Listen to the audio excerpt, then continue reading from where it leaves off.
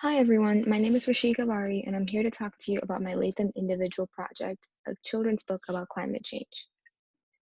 So the reason why I wanted to pursue a children's book about climate change is that my own experience with climate change didn't begin until middle school when it was brought up in our science classes. However, kids today are exposed to current events and climate change at earlier ages because it's in the news so often. Because they're so young and because they don't have the option to learn about it in a controlled setting, they're more susceptible to false information. So I wanted to provide a medium that opens the conversation about climate change in terms for young kids to understand and so that they can start thinking about the causes, the consequences, and the current events around us. Ideally, the goal is to allow kids to recognize what's happening around them, for them to be curious, and then for them to begin asking questions. Even more, I'm hoping that the book will show them the importance of establishing sustainable habits and then give them the tools to start making informed decisions. So a little bit about my drafting process this last semester.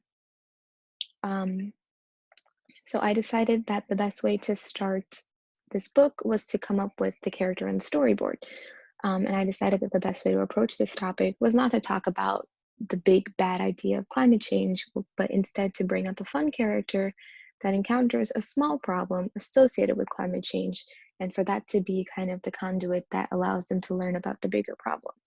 So first, I reached out to my peers on the Latham blog and asked them for ideas, and then they responded with certain characters and certain problems that those characters could face. And then I took their ideas and I began an Excel sheet where I could storyboard parts of the story, images associated with those parts of the story, and then I began drafting the text that went along with those parts of the story. So, for example, what I ended up deciding on was a penguin who wanted to wear fun, cute winter clothes when winter came, but it was too hot.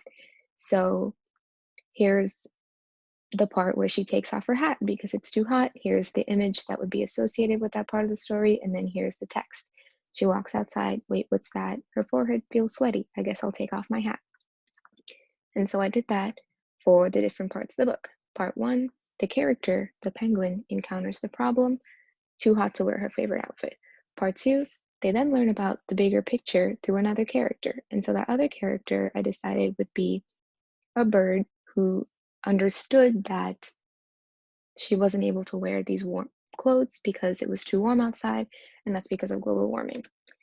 And then part three, they get together and they brainstorm ideas of ways that they can help contribute to kind of a solution, or just this is the part of the book where I encourage the students or the kids to incorporate sustainable habits. And then the last part of the book is just kind of a quick idea of what's happening in the world around us so that they can understand how climate change is actually operating these days. So then once I had my storyboard and I had the drafts of my text, I was also lucky enough to be able to enroll in a capstone course under the Writing Center at the University of Iowa. I worked as an advisor, Andres Karlstein, who gave me feedback on my drafts. I would send him what the poems I came up with, I would send him those, and then he would tell me what was working, what wasn't, and then just give me little um, advice and tips here and there. And I found that to be extremely helpful, and it made me feel a lot more confident about the text I was putting out.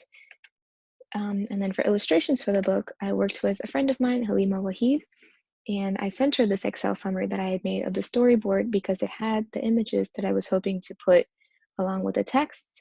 She then sent me rough sketches for the character portrayal. So this was what she thought the penguin would look like. And this is her taking off her hat, her gloves, her shoes, etc., etc. Eventually, she sent me all the images, and then I put the text and the images together with Photoshop. This is my first time working with Photoshop, so it took a very long time to figure out the software, but eventually I played around with it enough, and I managed to finish putting text and images together, and here's the final product. Now, I was hoping to publish the book, have a few printed copies, and then conduct a reading so that I could see how parents and kids felt about the book and whether or not they were interacting with it properly. But because of recent developments, I wasn't able to host this reading, so I decided that I would just have a virtual reading and probably post it on my IT website. So thank you for listening along.